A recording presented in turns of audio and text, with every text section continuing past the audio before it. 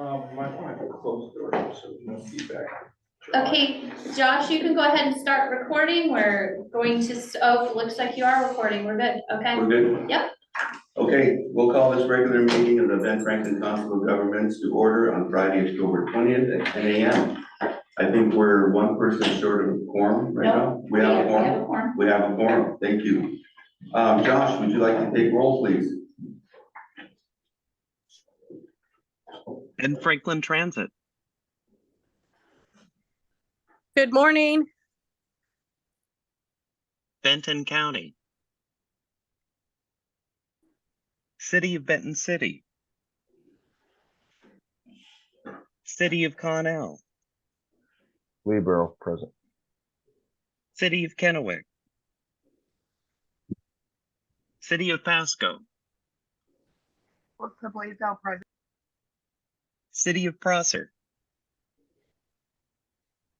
City of Richland. City of West Richland. Kate Moran, present. Franklin County. Port of Benton. Right, Cap? Port of Kennewick. Skip the Vakovich. Port of Pasco. Vicki Gordon here. City of Colotis. Walla Walla County. And Washtenaw.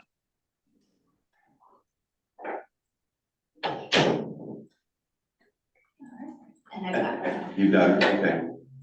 All right, do we have any guests we need to introduce? We should let Melissa Blaisdell, the City of Pasco, introduce herself. Welcome, Melissa. Would you like to tell us about yourself? Hi, I am the new city council member that was appointed, oh gosh, a couple weeks ago now. And I'm excited to be here. I was born and raised in Pasco. I'm in the hotel sector for my day job. I run the My Place Hotel in Pasco, Washington. And of course, we're all from Washington. I'm kind of nervous, but I'm just glad to be here and hopefully get up to speed fairly quickly. Great, well, welcome. We're glad you're here. Thank you. Are there any other guests we need to introduce? Not that I see. No. Okay, we'll move on then to agenda item 4, which is approval of the agenda. Is there anything that we need to add to the agenda? If not, then a motion to approve the agenda as presented. Move to approve the agenda. Kate Moran. Thank you, Kate. Is there a second? Right, Cap? I'll second. Rochelle Glazier, Ben Franklin. Thank you. All those in favor of approving the agenda as presented signify by saying aye. Aye. Aye. Opposed, say no. Motion passes unanimously. Our next agenda item is 5. It's public comment. It's a chance for anyone to address the Council of Governments Board on any item on the agenda or anything you'd like to make us aware of. We just ask that you state your name, city of residence for the record, and limit your comments to 3 minutes. Would anyone like to make a public comment at this time? All right, hearing none, then we'll move on to consent agenda. These are items considered of a routine nature taken by 1 vote of the board. Any item can be removed by a 2/3 vote of the board, placed further on down the agenda for discussion or tabled for another meeting. Do we need to remove anything from the consent agenda? Hearing none, we have a motion to approve the consent agenda as presented. This is Kate Moran. I move to approve. Oh, sorry. You're fine. I'll second it. All right. Okay, we have a motion and a second to approve the consent agenda as presented. All those in favor signify by saying aye. Aye. Aye. Those opposed say no. Consent agenda is approved unanimously. Thank you. Our next agenda item is 7, reports, and we'll go to Aaron with the MPO Deputy Director report. Thank you. So the first item that we have up is 7A1, the 2023 Transportation Improvement Program obligation status. So the federal fiscal year came to a close at the end of September. Our region's obligation authority target, commonly referred to as the OA target, was 5.5 million. We over obligated, which is good to over obligate, that reduces our target for next year, and that puts us eligible for redistribution funds. We did not receive any redistribution funds this year because the projects that were submitted were funded through other sources. But it puts us a good standing going into next year, as our target is dropped down from the number of 5.5 to 4.01 because we overspent by 1.5 million. If you go to the next slide, please, Josh. So you can see on the table that was in your packet and that's up on the screen, the projects that are indicated with the red arrows are the ones that will be getting a 1-year extension, which means the projects have slid from 23 to 24. There's only one project that I believe that will need to come back to the board for a 1-year extension approval letter. You're allowed to get a 1-year extension the first time the project moves to the following year. This would be the second time for one project, which requires board action per our TIP policies and procedures. So we will now be reporting on the 2024 obligation authority status going forward. Any questions on 7A1? If not, I will go down to 7A2. Any questions of Aaron from anybody? Okay, go ahead, continue. All right, so 7A2 is the CMP update, which is the congestion management process. The CMP, it's a regionally accepted approach for managing congestion. It's doing an analysis of all the roadways within the region, identifying performance metrics, and then ways to assess and implement strategies to reduce congestion within the region. That's the very high level approach. The CMP was released for public comment on the 15th, and it will be out until November 29th, and we'll be hosting an open house on November 8th from 3 to 5 p.m. It'll be a hybrid format in the conference room. If you go to the next slide, please, Josh. This is a map of all of the tier 1 and tier 2 corridors that we have within our region. There is one update that has been made during the TAC meeting. It was US 395. We had it as a tier 1 corridor from, it was a tier 1 corridor to Clearwater Ave. It has been extended all the way down to 82 now. We've been in discussions with the city of Kennewick. This was listed as a tier 2 because we did not have the data at the time. We knew it was a regionally important road, but we couldn't make the assessment of it being a tier 1 until we had all the accurate data. We have done an assessment, and now it is a tier 1 corridor. Any questions? I have a question. So thank you for that. Very important, I think, to the whole region. But so what about the bridge, though? So where does the bridge fall into play with the tier 1, tier 2 corridor, and what is it listed at right now? Or is it not on there because it's a bridge? Yeah, so the Blue Bridge you're asking about, the Blue Bridge is a tier 1 corridor, and it's listed on US 395 as well. So it's one of the choke points, and it has identified strategies within the CMP as well. What does that mean, what you just said? So I apologize for the language. So like a large acronym you just said. So there's tier 1 and tier 2. Tier 1 means most congested. Tier 2 means roads that are being watched going forward. So the tier 1 corridors of the road, we have looked into different strategies of how to reduce congestion on those roadways. With the CMP working group and all of the strategies that Alex has put together, we have selected the ones that would best fit or yield the best results for reducing congestion on those roadways. It's not up to us to implement those strategies, but we've identified them for the jurisdictions to take part in. But what does that mean for the bridge? It's listed. The bridge is part of that. That's correct. Okay, all right.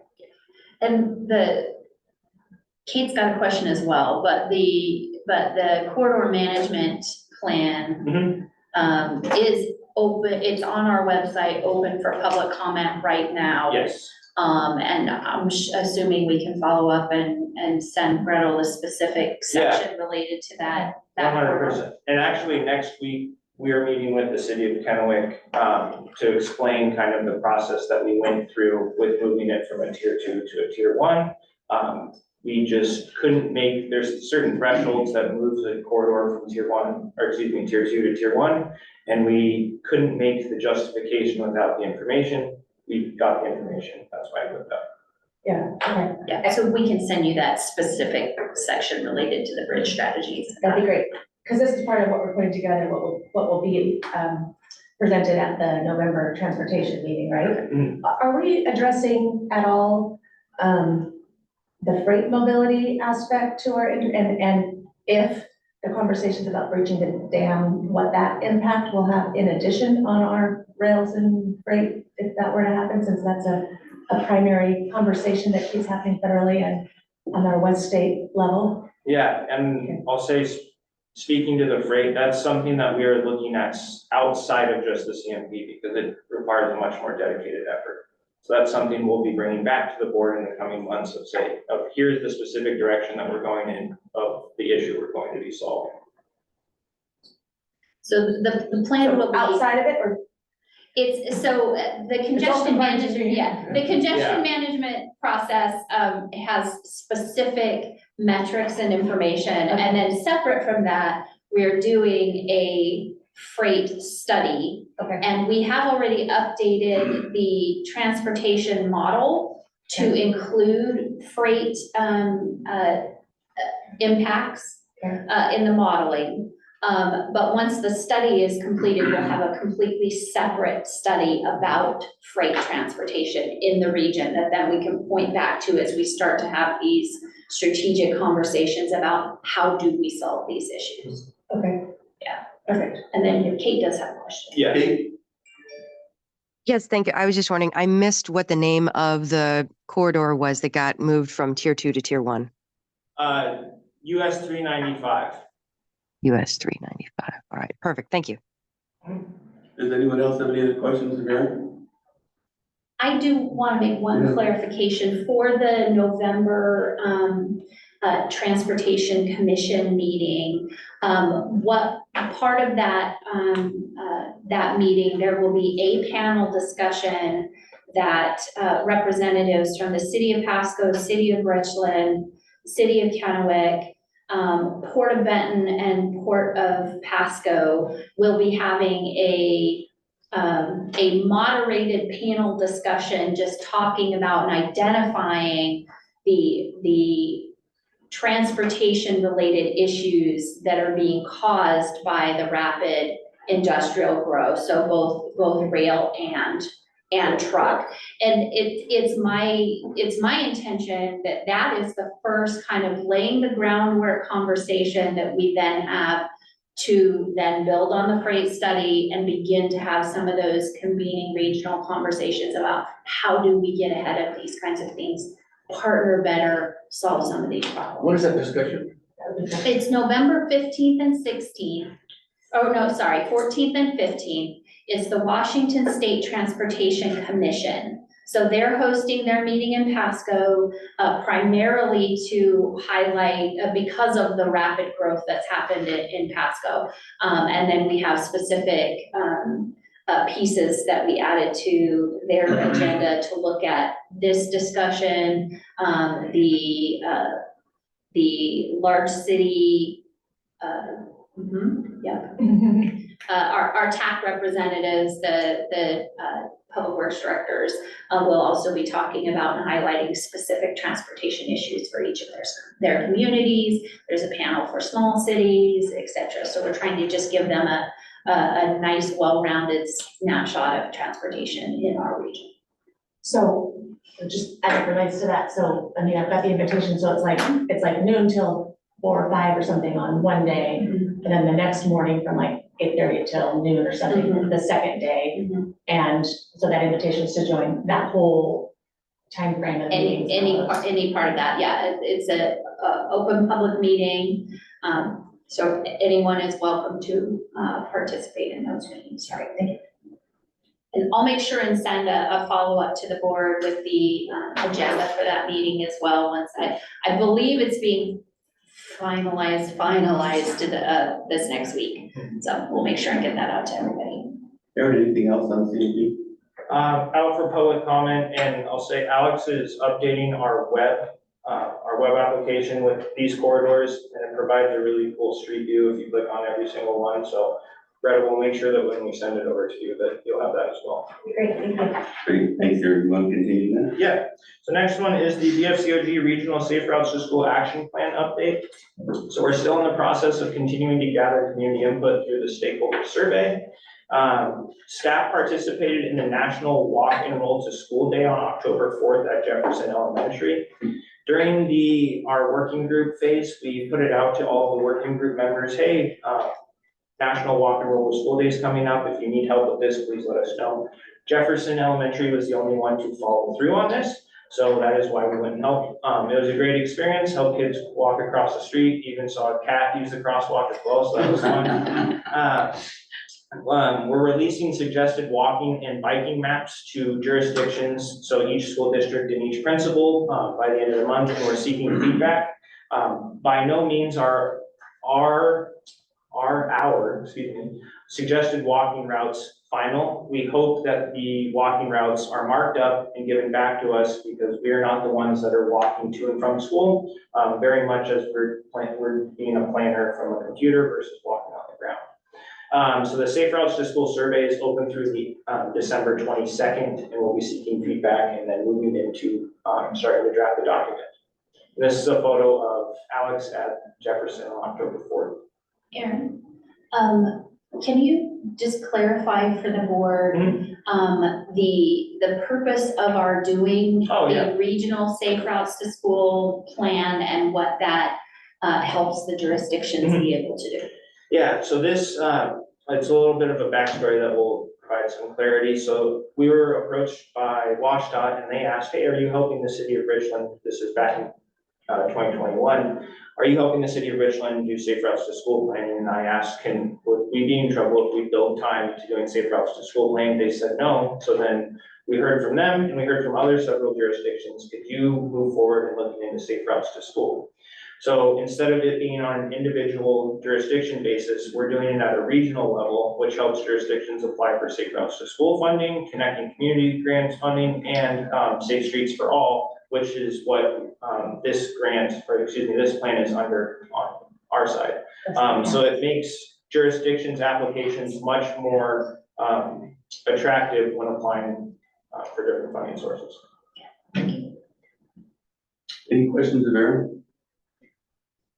Okay, Aaron, keep going. All right, the next one is just a general update of things that have been going on the regional planning team side for the past month. So we began the update of the 2024 regional transportation priorities with jurisdictions. TAC members are sending updated text over to us, and then this will be brought back to the board in November, hopefully for adoption. Staff attended the Washington State APA conference in Spokane and the AMPO, the American Metropolitan Planning Organization conference in Cleveland at the end of September.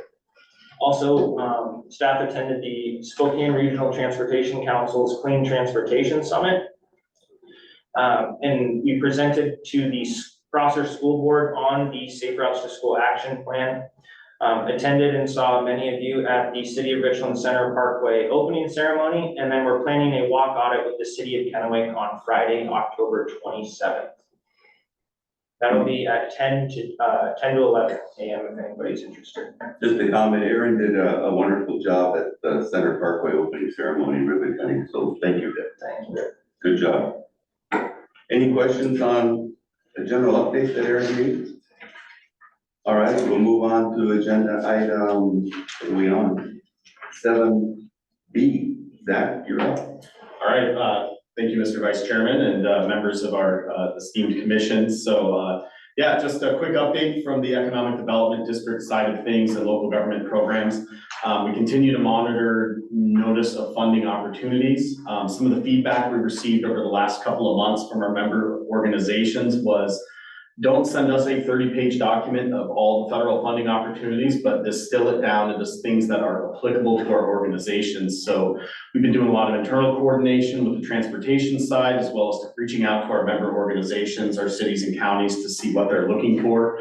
And so part of my job is to take that 30-page document and figure out, okay, what works, what doesn't work. So as things come up, we'll be cycling them out to our agencies. We're seeing some stuff that are pretty quick turnarounds. I think we're gonna look at for 2024 goal setting for emergency resiliency and how we can build more of a regional basis with that. And I think a lot of our approach in the future is going to be, what can the COG do as far as obtaining some of these grants and doing programs on a regional basis on behalf of the member communities, knowing that some of our larger communities have staff with larger priorities, but also our smaller communities may not have the staff or capacity to do a lot of regional regulatory things. So we'll be looking for more collaborative opportunities as they come up and what we can do to help out all the communities as well.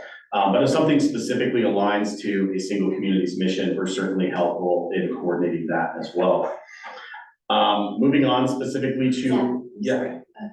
Oh, yeah. Zach, I do have a quick question. So, in regards to maybe connecting groups or peoples Sure. with some of those grants, I'm on the HDKP board in Kennewick, and Okay. we had a merchants meeting last night. And one of their specific questions or requests might be, if there was an opportunity somewhere, is with lighting downtown. And Okay. so safe walking.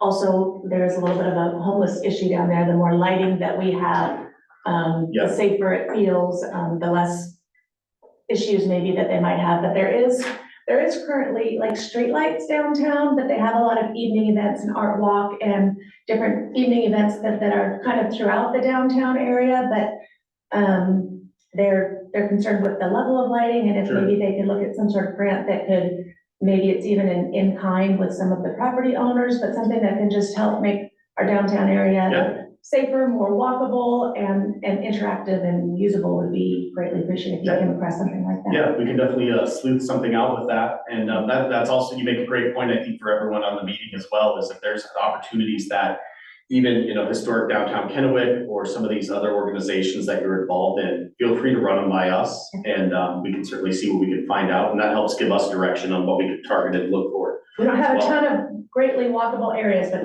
the downtown Kennewick area Oh, is sure. definitely walkable, and they're getting more businesses and more restaurants and things too, and so nighttime activity and stuff, I think, is kind of on the rise down there, and Definitely. the more that we can kind of help out with that will help to continue those.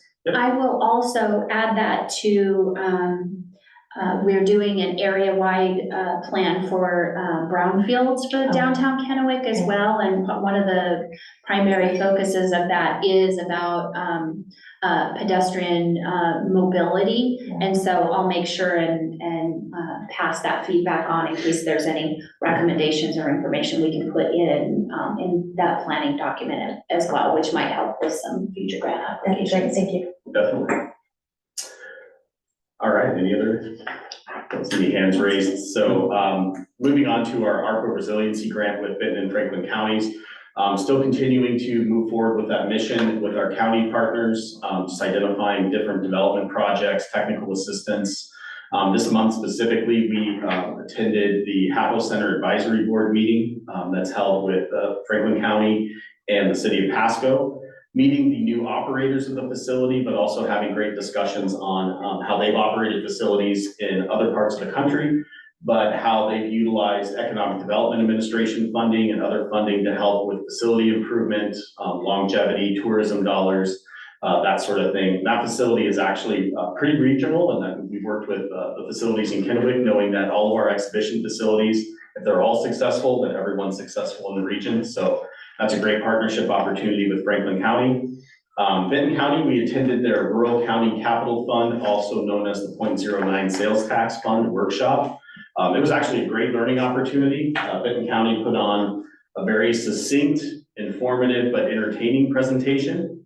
So we're actually going to be inviting Adam from Benton County to come here and present to the COG staff, just to round our knowledge out on this program. It was great to see how that specifically benefited Benton County and some of the communities in there with that Rural County Capital Fund. And we also identified some potential opportunities for the communities in Benton County where we can help coordinate between county, city, and funding opportunities. So yeah, any questions on the county work? We'll be looking to work with Benton County and City of Richland on the targeted urbanized areas as well, and be reporting to both counties in December. Any questions with that? And I'll have one more for our SEDS item as well. So we'll move the slide forward, Josh. So we've talked the last couple of months about our community economic development strategy. We did workshop the item last month, talking about what the SEDS document is, what it is designed for, and why we have it with the Economic Development Administration. So just a quick recap, we do have a resolution in our action items portion later in the agenda. But yes, once again, the SEDS document, it's a strategy-driven plan for economic development. It's foundational and essential if our communities and our region is to obtain Economic Development Administration funding. And it's a chance to align regional goals, streamline our resources, identify areas of economic resilience, whether it's an economic downturn or a disaster, and really hopefully potentially increase the funding for projects in the region. Next slide, please.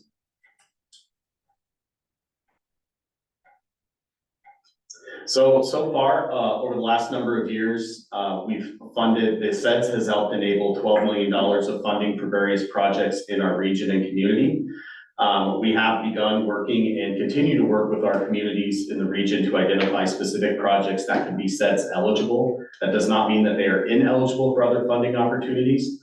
But really we want to look for opportunities that increase our infrastructure, but also job creation opportunities and other projects to bring about more business to the region. Next slide.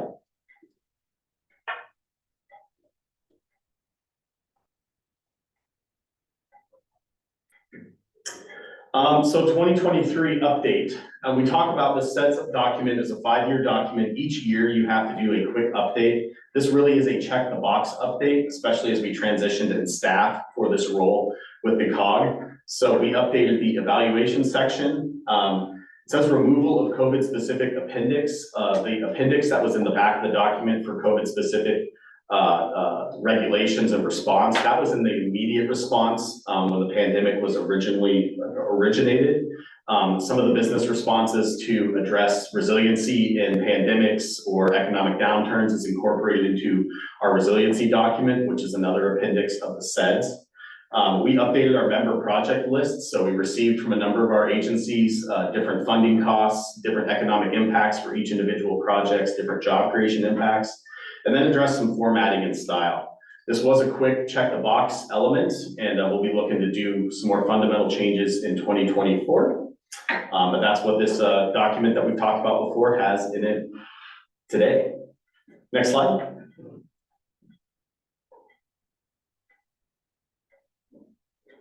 So what's next? Obviously, we are here today. We have to review and adopt and submit this adoption resolution to the Economic Development Administration by October 31st.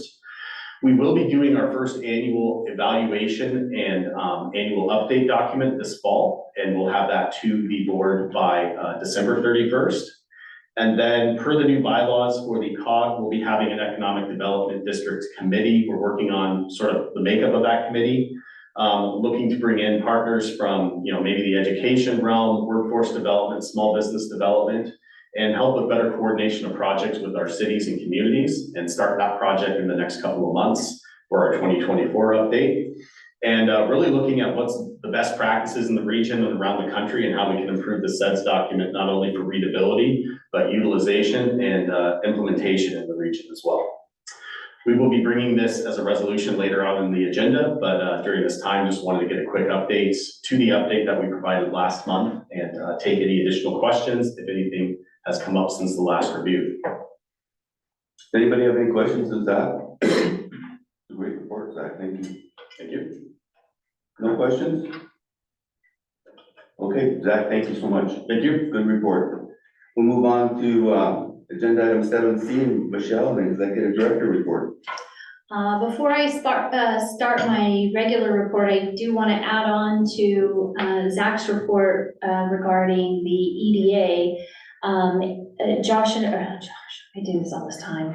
Zach and I participated in a meeting earlier this week between the EDA and the Energy Communities Alliance to talk about funding programs and opportunities related to transitioning nuclear communities.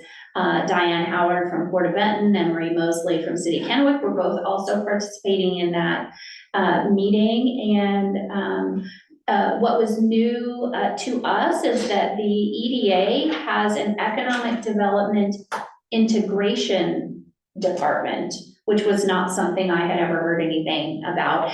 And that department and staff exists to collaborate and leverage EDA programs with other federal departments and programs.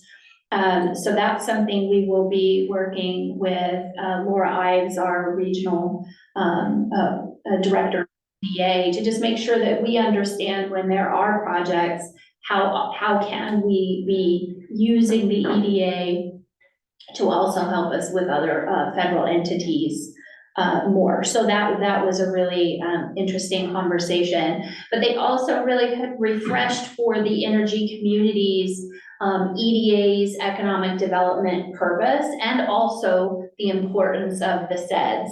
They really kind of quantified that the SEDS is the gatekeeper to EDA funding. And for any projects, communities, anybody's wanting to access funding from the EDA, we need to be collaborating with the economic development district to ensure that projects and strategies are being reflected in our SEDS.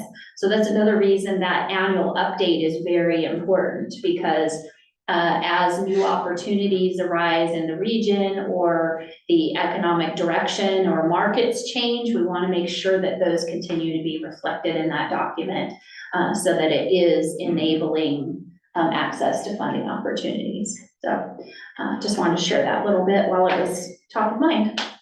Okay, so executive committee appointments and officer election process. Now that we have our new structure for executive committee and elections under the bylaws, this will be our first opportunity to put that in play. So the 2024 executive committee appointments, if you will recall from the bylaws, we have now broken up the executive committee into the subcategories of membership, and we'll show that in just a second.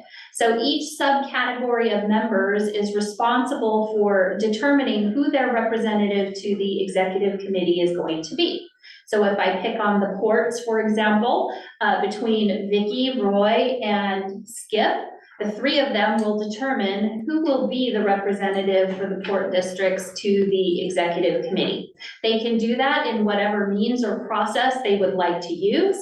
And it just need to notify me by Tuesday, November 7th of who their appointment for 2024's executive committee will be.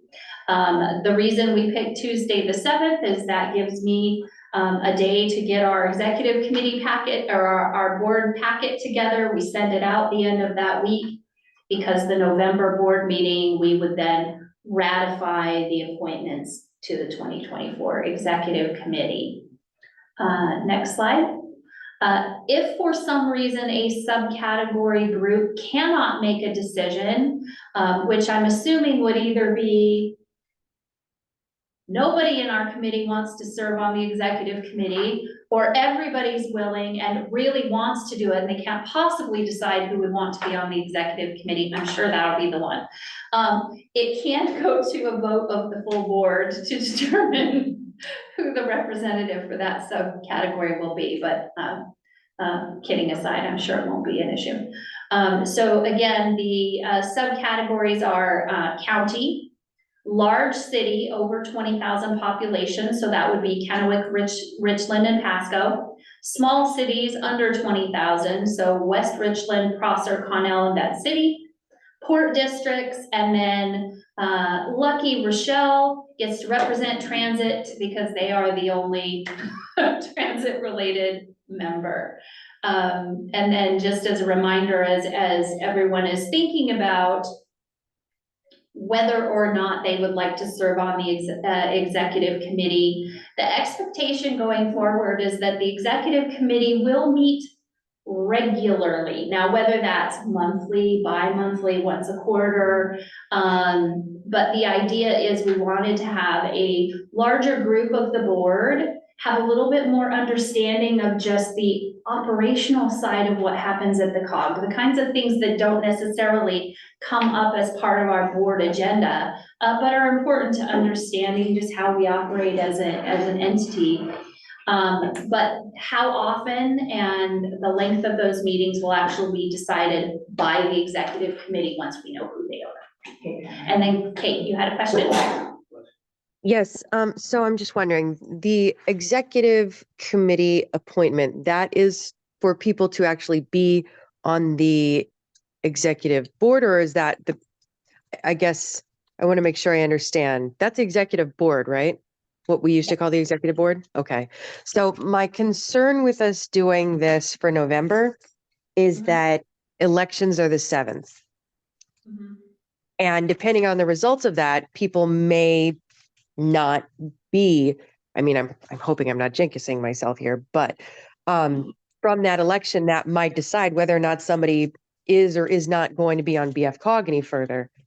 Have we taken that into consideration, and what are our plans for that? Because this is an annual process and depending on the election year and the cycle of appointments and elections, it's very difficult for us to try to adjust the schedule of this to when and timing of the election. So what I'm assuming is going to happen is a couple of things.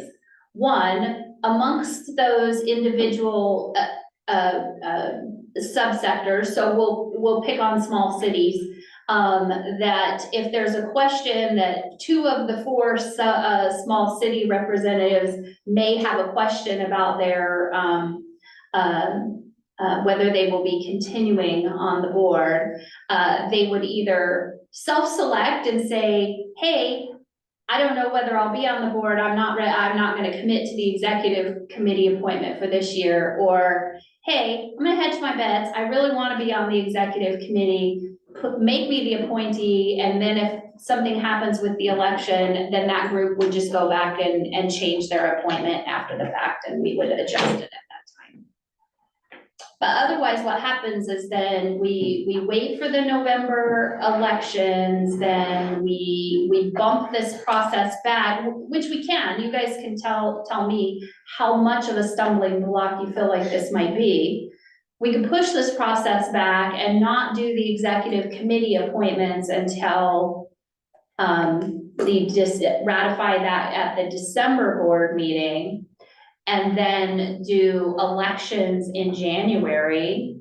Or if you feel like we can ratify the appointments and do officer elections in the same board meeting, we could take care of both at the December board meeting.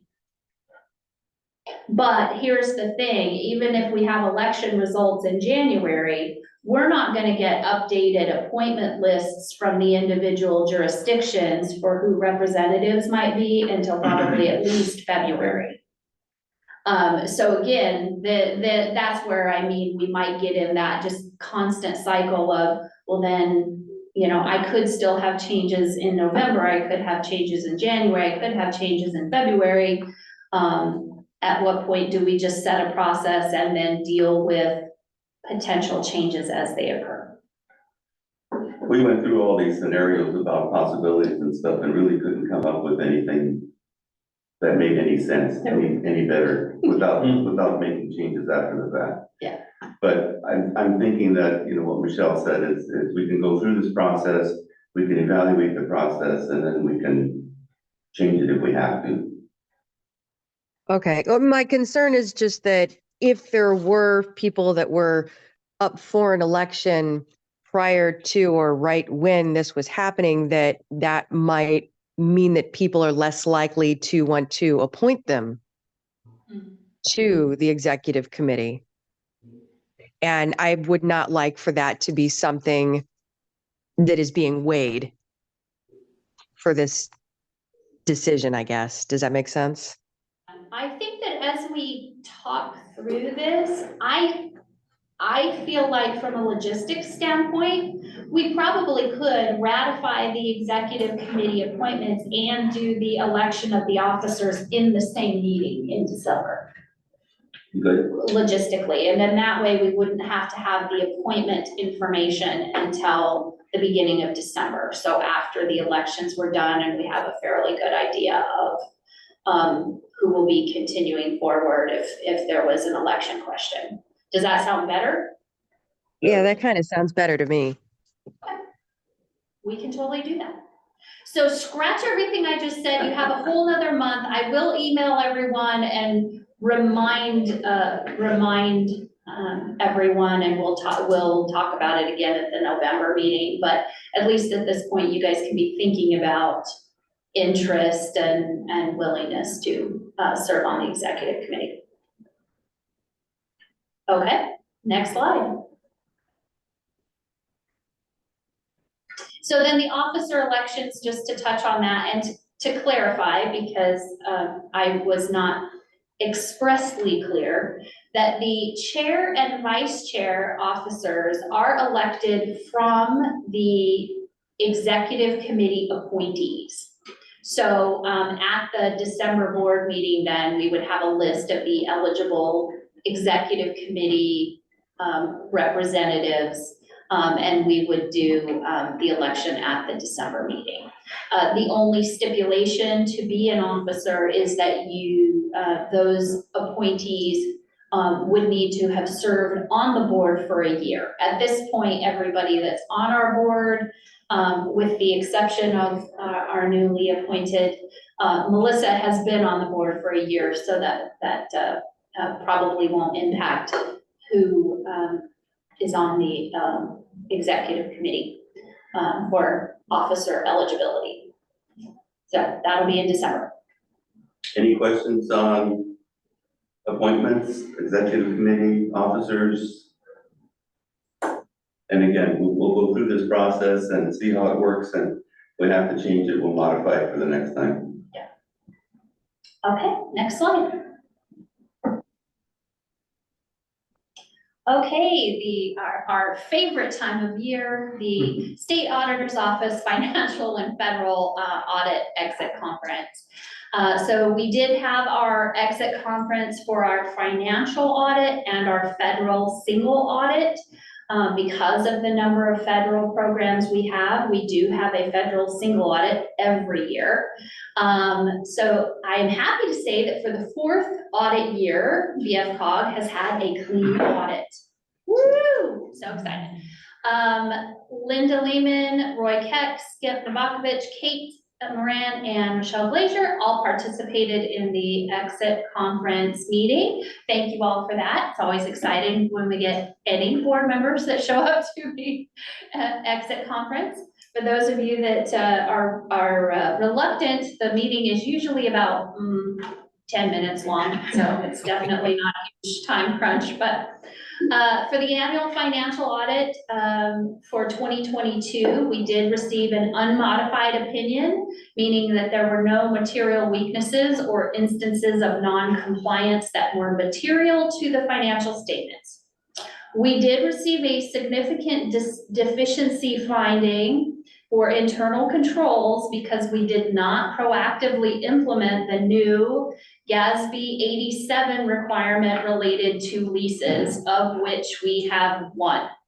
But they were added to the financials during the audit, so we are in compliance now, with the exception of we need to adopt a policy related to our leases, and that'll be coming before the board in the next couple of months to get that taken care of. I did lobby very hard that I didn't feel like this was worthy of a significant deficiency, but rather could we just call it out in the management letter? However, the auditor's office, because this was the first year of this requirement, many local governments either implemented it incorrectly or didn't implement it, and so everybody got a significant deficiency for having done that. So there you go. Next. Somebody had a question? Sorry, go ahead. Okay. So the federal grant compliance audit was also issued with an unmodified opinion. meaning there were no significant deficiencies, no material weaknesses, and no instances of non-compliance with the expectations of any of our federal funding and grant programs. I do want to note that although we had that significant deficiency finding, which panicked me that we were going to lose our newly acquired low-risk auditee status, that does not apply to our federal compliance grant. So we are still a low-risk auditee, which just means that for our federal programs, they only have to look at 30% of our transactions in the audit as opposed to a 60%, which just saves everybody a lot of work. Next slide.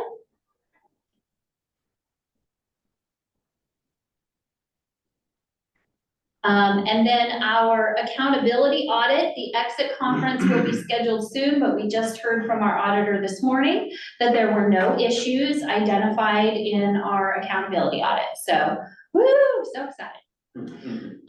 This does lead to something that as the COG, we knew was an important step for us to take, but based on the financial status of the COG a few years ago, we were not having a CPA involved in doing reviews of our financials in any way or supporting our bookkeeping, simply because of cost. And we were just relying on our annual auditor's office audit to make sure that we were doing what we needed to do. But it really is a best practice to work with a CPA firm to have some level of reviews and support done during the year. So what I have done is we've opened an RFP to have a CPA-led financial rapid assessment done of our accounting practices and make recommendations. So that would be things like just looking at our financial management activities. Do we have gaps in our financial policies, which I can tell you right now, I know we do. Do we have gaps in our internal controls?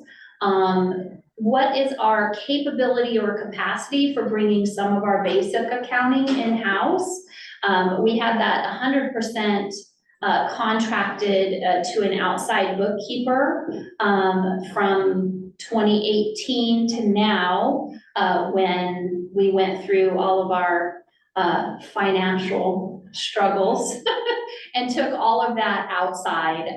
But I believe that we're at a level of staffing and capability that we could bring some of those elements back in-house. But exploring that for us from a third-party perspective, and then also giving us some looking at opportunities for cost-effective automation, which then cuts down on opportunities for us to have internal control issues or personal entry errors, that kind of thing. So this RFP is open right now.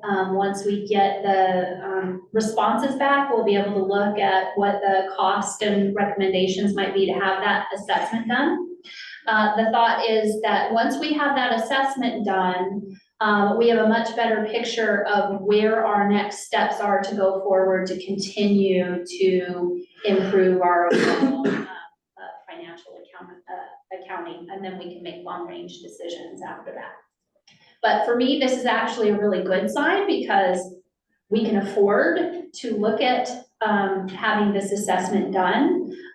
We have reached a level of stability with the organization in relation to our accounting that's really positive. So I actually really feel good about this. So any questions related to audits?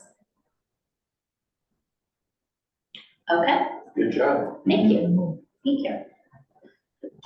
I especially want to give a shout out to Josh, who's running our slides for us today. Of course, that Josh did a lot of background homework and research and finding documents and answering questions. And He got the audit baptism by fire over the last couple of months. He did a great. So, all right, general update. I included in your report, and if you have, or in your board packet, and if you haven't had a chance to go back and read the general update, I would encourage you to do that. We have discussed at a couple of past meetings, the Mid-Columbia Building Appeals Commission, which of course was a service that the COG provided in support of several of our jurisdictions in the past. That organization has basically just, I must say, fizzled, failed, stopped working. It was not being maintained. And however, there are some individuals from the community who still maintain that there is an important purpose and role for this commission. We continue to be part of communications with them, really stressing the belief that this has an important role. Whether this commission exists is not the COG's decision. It is the decision of our jurisdictional members, and we helped with its administration as a service to them. So the only reason I am including this information for you as members of the board is that I want you to be aware that these communications continue to happen with your respective jurisdictions about whether a hearing examiner meets the RCW expectations for these specific building appeals situations. So I just want you all to continue to be aware. Let me just ask Gretel, what do you think? Is this something that's necessary? Not necessary. It's only for the necessary cause. until it's necessary. I guess I would say as a small business person, a private industry, a contractor, often when you're going up against jurisdictions or government, you often could maybe be facing an uphill battle that isn't maybe representative of your industry. So for instance, the Building Code Council within Washington State, it has hardly any industry representatives that have knowledge of the subject matter, and it is not a positive thing. So I guess that's the only reason that I would go back to if there were a body that, if called upon, would be necessary to try to come to an outcome that was equal and didn't necessarily have a relevance to any county jurisdiction, one way or another. I know that I've talked to people and we don't necessarily want to completely see this revived, but being in the industry, I do see where there could be a time where it might be something that could be relevant and helpful within the building community as it relates to private industry. Talking to different people who have been involved in it, it hasn't been evoked, and there's one person recently that was wanting to have an appeal on something, is kind of why it's come up again, correct? If I'm wrong. It's my understanding that there is one current request for appeal, and however, there may be a couple of others. And the more that I've learned about this, and I think the statement from the email I shared in my report for you all that stood out for me just as okay, I understand why this seems important and relevant. It's actually up on the slide here. The basis of our objection to the use of hearing examiners for building code appeals is that doing so would substantially deprive persons of their rights to appeal before a panel of construction and building design experts. Specialized building design and construction training and experience are essential qualifications to sit as a member of a building code board of appeals and cannot be found in a hearing examiner. For this reason, the membership of the Mid-Columbia Building Appeals Commission consisted of a representative of Franklin County, a representative of Benton County, a civil engineer, an architect, a general contractor, and a special contractor, and a fire specialist. So to Gretel's point, the way I understand it is that if a builder or contractor were going to innovate in a new way or want to do something that's outside of the scope of what's been done in the past, it may not align with current codes or ordinances, but that's kind of what happens with innovation. And so having the ability to appeal to a group that could actually test the code and say, hey, we think this is a good thing, and handle that appeal, that's really what they're looking for. And they feel pretty strongly that a hearing examiner doesn't meet the RCW expectation. Again, we as the Council of Governments don't really have a dog in this fight. We are here providing a service.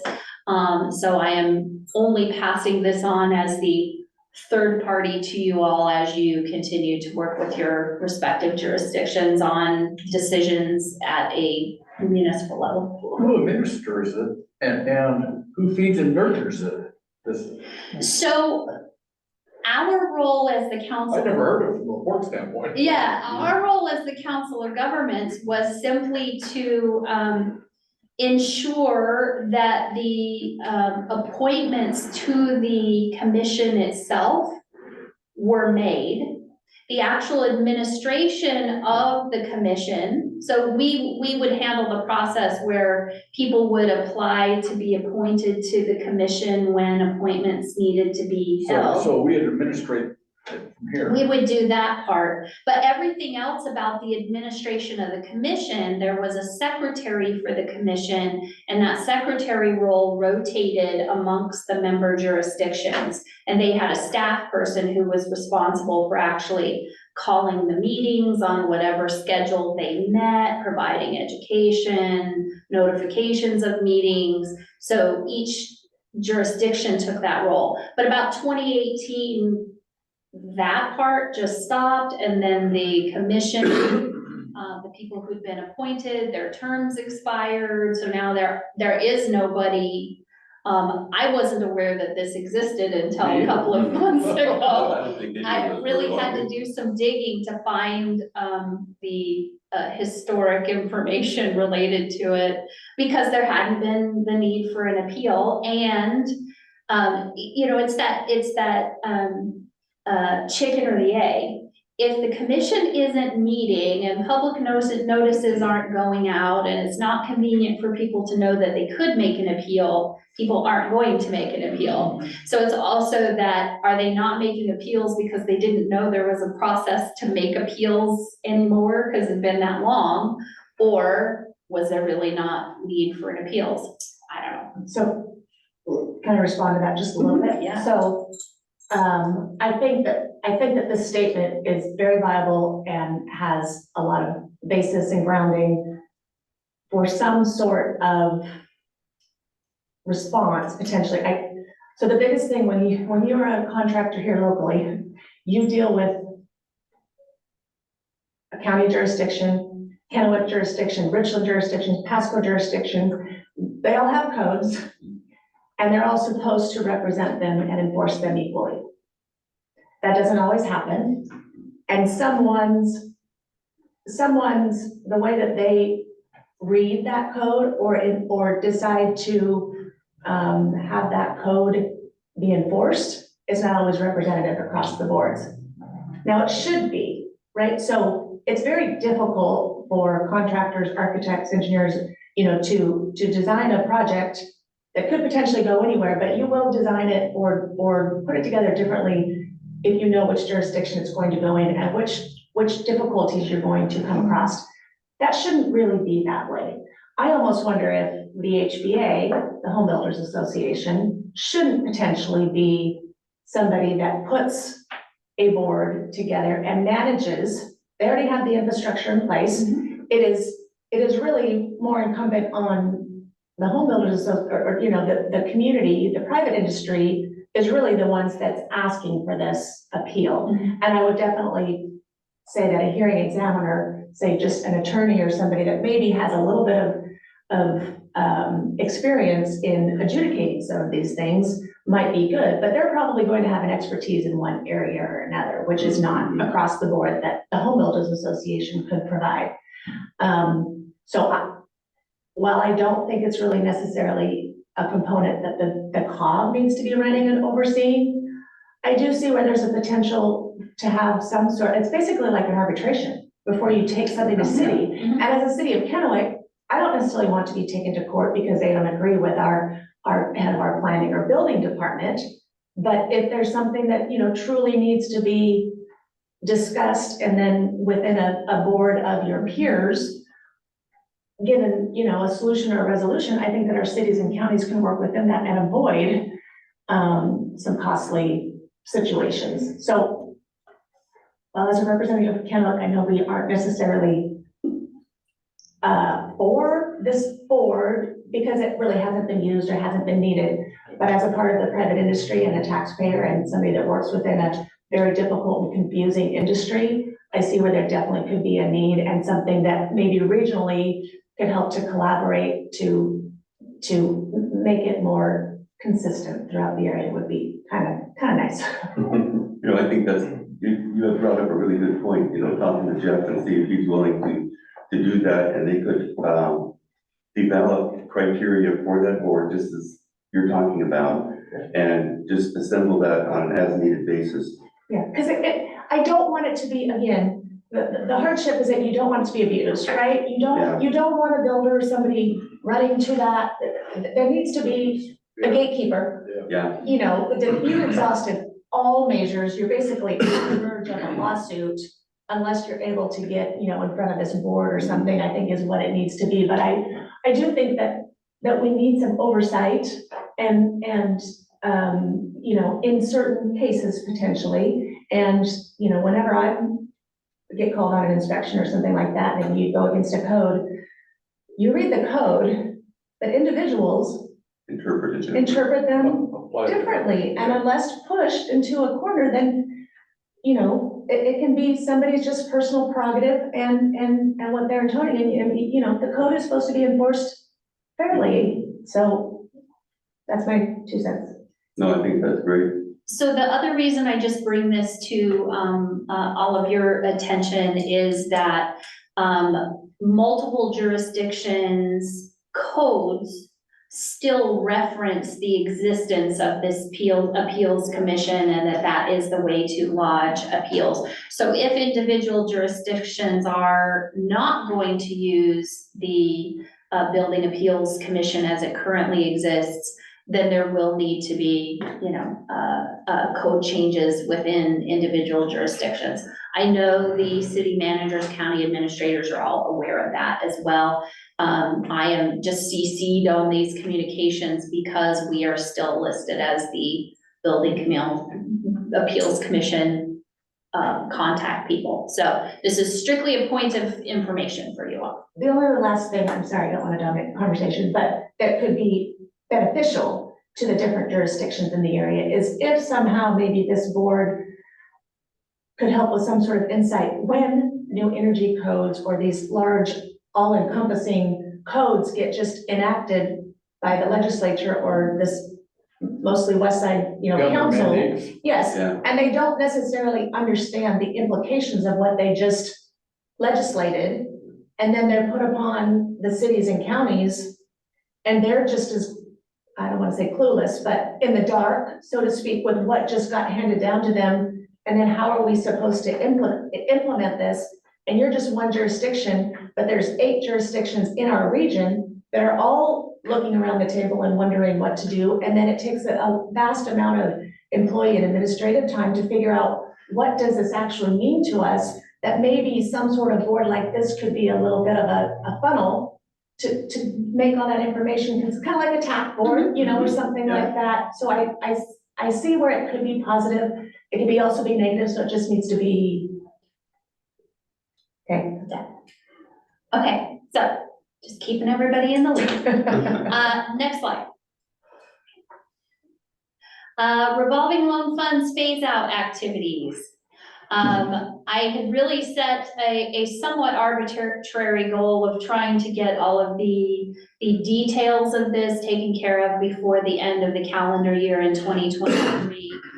Mostly thinking about future audits, and that if we can keep all of the financial rigmarole related to this in one fiscal year for the audit, that would probably be good. So I'm still hard charging to a December 31st to try and get things finished.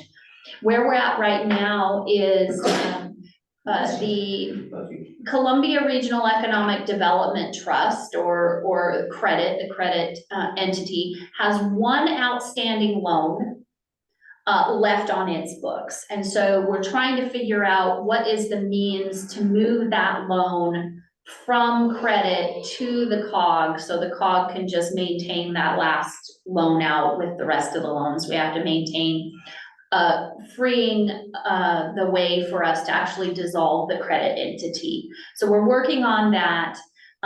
We have a credit board meeting scheduled for November 6th coming up to take some, what I hope will be final actions. It may turn out we have to have one more board meeting, but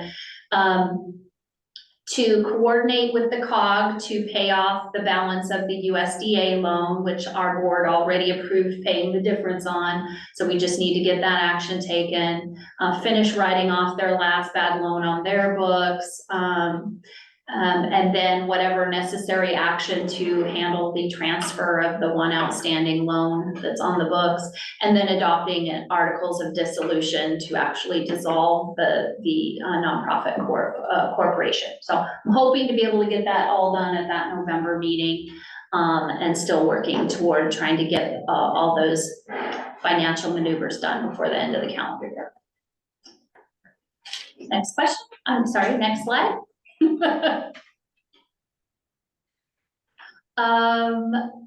Let's see. Maintaining the final loan. So then once all those maneuvers are done, then what exists now are just our CARES revolving loan fund, and we'll have to make some long-term decisions about, is there another entity or organization that can take over that loan fund, or do we ultimately end up turning those funds back to EDA? But we have a multiple year window to make that final decision. We are not making any new loans, just maintaining what we have at this point. So we're close. We're almost at least to that maintenance space. On the bylaws and interlocal, I heard from one more. I received one more yesterday. So I have four. I have 4 jurisdictions that were still pending receiving their ratified interlocal agreements. The city of Kennewick and the city of Connell are both scheduled to take care of that in November. I received Prosser's information yesterday. I'm waiting to hear when Connell and Pasco will have it on their council agendas, and Benton-Franklin Transit. So we're almost done. Once we get those final adoptions done, I won't have to talk about the bylaws or the interlocals with you all, hopefully for a very long time. Next slide. Okay, I'm done. Action items. Good, thank you. Any questions on Michelle's report? All right, we'll move on then to agenda item 8, action items. Tanner, you're up. Alrighty, we're still good on the forum? Okay. Yes, sir. Awesome. Alrighty, good morning, everyone. So for this action item, it is for the 2023 to 2026 TIP amendments for the month of October. WashDOT submitted 4 amendments. 3 of those are increasing preliminary engineering and construction funds, which also increases the total project funds. And then the Columbia River Bridge at Umatilla eastbound special repairs project is now getting split with Oregon 50-50, so that is decreasing funds. Any questions of Tanner on his report?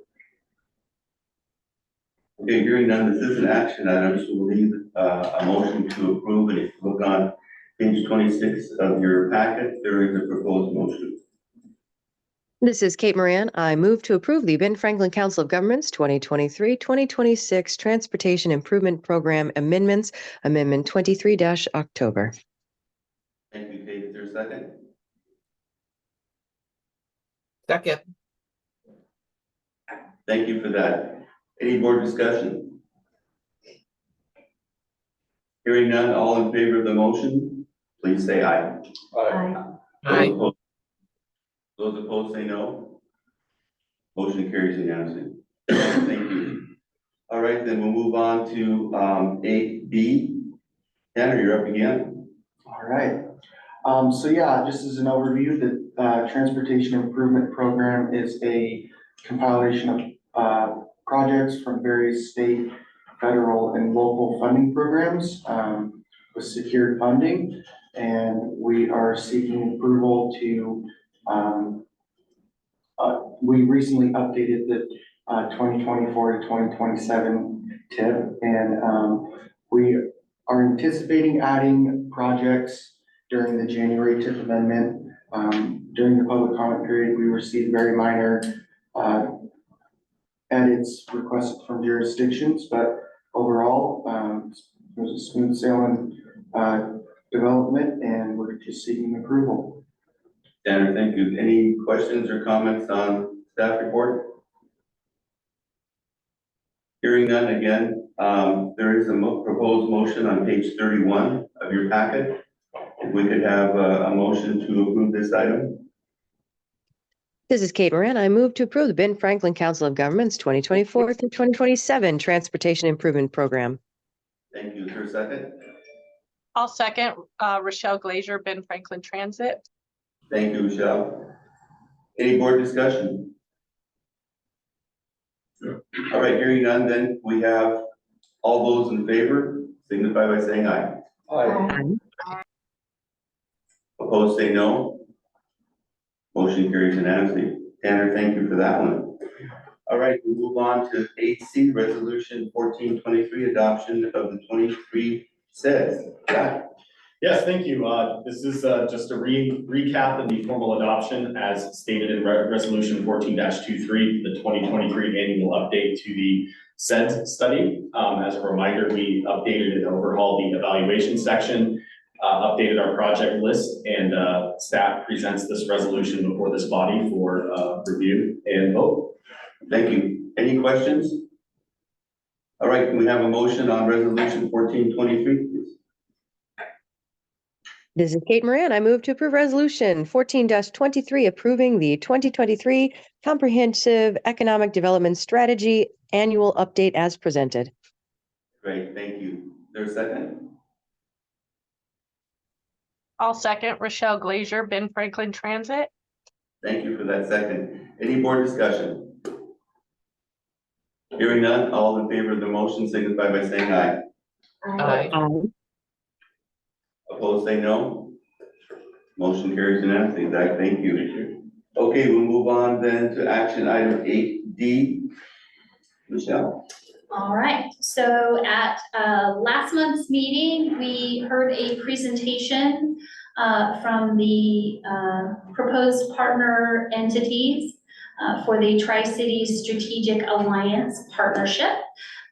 We did not have our commitment document prepared in time to go out in last month's board packet, so it is in our board packet for adoption today.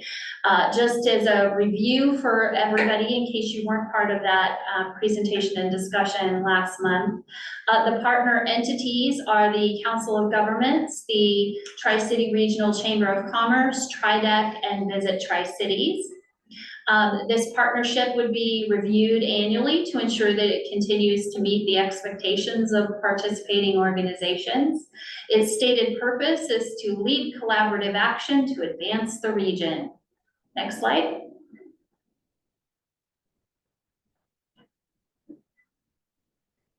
By the way, I'd like to ask a question for anybody that's online. When you are looking at the PowerPoint presentation, do you see little black squares on the screen? I'm trying to decide if this is an internal issue or with our presentation. Yes? Yes. I see black squares. Yes. Okay, all right. Thank you. Apologies. We're trying to figure out what's happening. All right.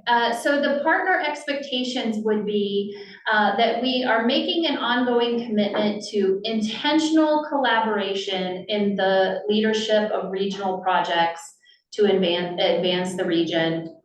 Each of our organization executive directors would serve on the alliance. Each organization would lead one regional project that requires collaboration across the region and aligns with each organization's unique mission. So for us, would align with our COG mission and also one or more of the currently identified MyTri top 10 opportunity areas. If you'll recall, this is an attempt to evolve the implementation side of regional activities that came out of the MyTri regional visioning. And then if, and that the project will be attributed to the Alliance and to promote this ideal of intentional regional collaboration. And then if staffing or financial circumstances change, making continued participation by that organization impossible, then us as a COG, we would make every effort to identify another project lead so that project could continue. So we are not forming a new organization. There is no financial commitment. It is basically an agreement that we are going to collaborate together to work on projects that any of us could take on individually, but that we really want to model intentional regional collaboration in this way. We are the last entity to vote on this now, although we got the first presentation last month. It has been adopted by TriDec, Visit Tri-Cities, and the Regional Chamber. The only caveat that has come from those presentations and adoption is that the Chamber wanted to make sure and kind of hold on to the idea that MyTri as a regional visioning activity may still continue under the Chamber. So, you know, every 10 years, they might take on a new regional visioning activity. And none of us that had been involved in these conversations had an issue with that at all, because this is really about how do we affect implementation, not who leads a direction that says these things are important to our region. So we didn't feel that that actually impacted this at all. Next slide.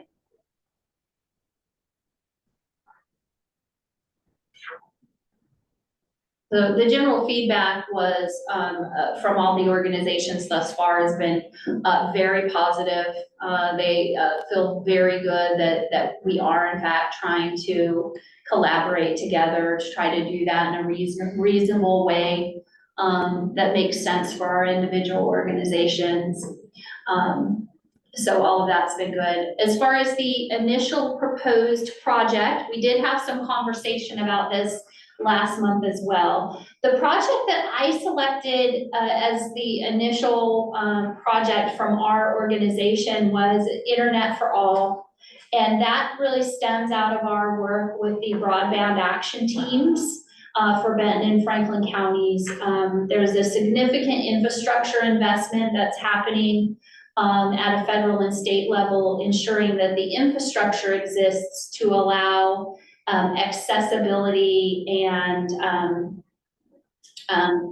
access to the internet for all citizens. But there's a secondary component to that, and that really is beyond the existence of infrastructure and has much more to do with people's technical literacy, their access to computers, their ability to pay for internet connections. There's a lot of reasons why we still have a fairly significant number of people across the Tri-Cities who don't have internet accessibility or availability for some other reasons. So under the broadband action teams, of which the COG is assisting to lead, that is the issue that we are going to be tackling moving forward, is how do we work with the local organizations to improve the level of accessibility and availability of the internet for all people as a driver for the economy. We all recognize that during COVID, it became readily apparent who had the ability to access and leverage the internet and who didn't. And there were some real winners and losers for people who didn't have that availability. So next slide. Quick question. I think I'm going to address one of your questions, but yes, go ahead. Just wondering, is there a breakdown of Washington State gets 1.2 billion with a B and we get 1 million for our 2 counties? Yes, there is not a list, but what that funding is specifically for unserved and underserved It's a pretty big area. households. Footprint of our Yeah. state. So- I'm just looking at the Yes. breakdown.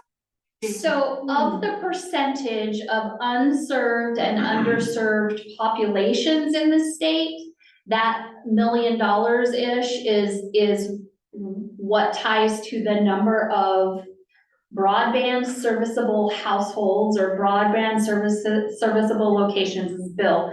Broadband serviceable locations that meet criteria as a percentage of the state pool of people that meet that criteria. So Benton County's infrastructure for broadband to meet kind of the minimum expectations of that, there are actually only like 2,500 broadband serviceable locations in all of Benton County that do not currently have access to a minimum amount of broadband infrastructure. So from an infrastructure standpoint, Benton County is very well served. And so their percentage of the overall state total was relatively small. Franklin County has a much larger amount of its population. And so when you look at that $1 million, it's more like, I actually think, will you go back to that slide? Because I don't think that's actually the accurate number either. Let me see, blah, blah, blah, over 1 million combined and expanded infrastructure. It is over 1 million. It was about 1 million for Benton County, and it was about 10 million for Franklin County. Well, that makes. Yes, that better? Yes, the last number that we looked at. However, I was really disappointed last week in participating in one of the meetings where the state broadband office is going through the motions of trying to figure out how they're going to implement the federal standards of distributing funds and determining eligible project areas and all of that. And in typical federal program status, fashion to an state program to trickle down. By the time they finish making it complicated, who knows how many entities will actually end up applying for the funds anyway.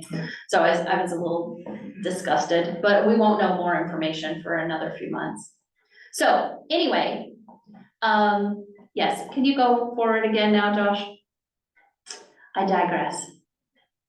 The reason I selected the Internet for All project was simple. It was the thing that the COG was working on that is not expressly part of our current mission, like the freight study and the bridge and all of that. There are things that we would do anyway, and they are regionally impactful. It's the one thing that we were working on that kind of met that larger regional vision as really a low-hanging fruit way for us to start working in this collaborative partnership.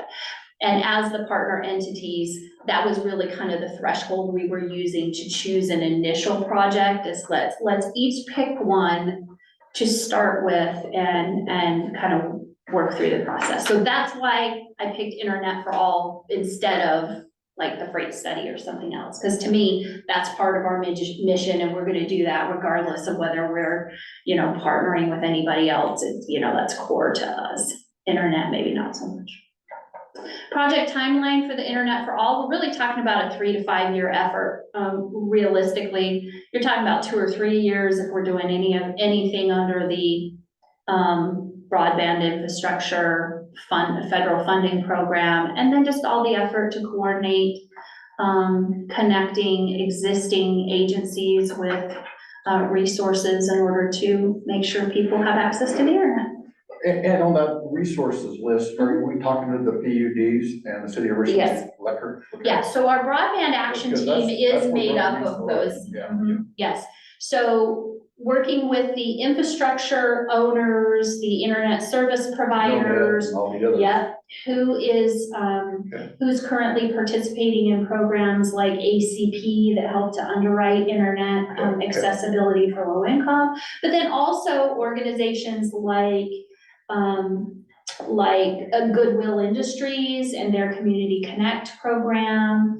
When you look at special covered populations, seniors, recently incarcerated, English as a second language, students in foster care, school district, I mean, you name it, they all have unique barriers or challenges to internet accessibility. So those are the kinds of things that will get explored as we look at this effort.